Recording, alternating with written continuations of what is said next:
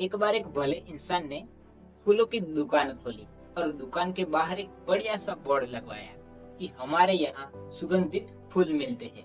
अब ये बोर्ड लगवाने के बाद उसकी दुकान पर ग्राहक आने लगे फूल खरीदने के लिए। धीरे धीरे उसका धंधा बहुत बढ़िया चल रहा था। लेकिन एक दिन एक सज्जन पुरुष आए और आकर कहने लगे कि भैया, आपने ये बोर्ड लगवाया है कि हमारे यहाँ सुगंधित फूल मिलते हैं। अरे फूल तो सुगंधित ही होते हैं ना, इस बोर्ड का क्या मतलब है?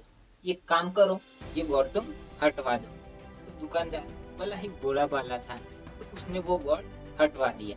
अब कुछ दिन के बाद उसका धंधा मंदा पड़ गया। तो एक दिन उसके पिता वहां पर आए, तो बेटा बहुत टेंशन में था। इसलिए उन्होंने पूछा कि बेटा, तुम टेंशन में क्यों हो?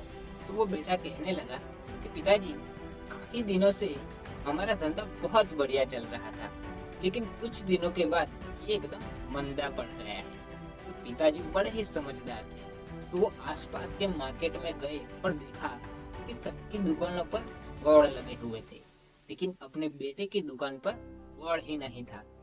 तो उन्होंने आकर कहा कि बेटा, तुमने तो अपनी दुकान पर बोर्ड ही नहीं लगवाया है।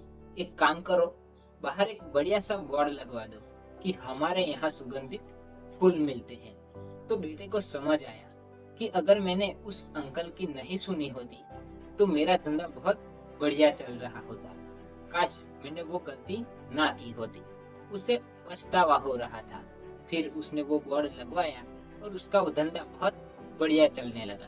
तो दोस्तों, इस छोटी सी कहानी का मोरल यही है कि जब तक आप दूसरों की सुनते रहोगे तब तक आपका बहुत बड़ा नुकसान होता रहेगा। वो कहते हैं ना कि जब तक आप डरते रहोगे तब तक आपकी जिंदगी के फैसले कोई और लेता रहेगा।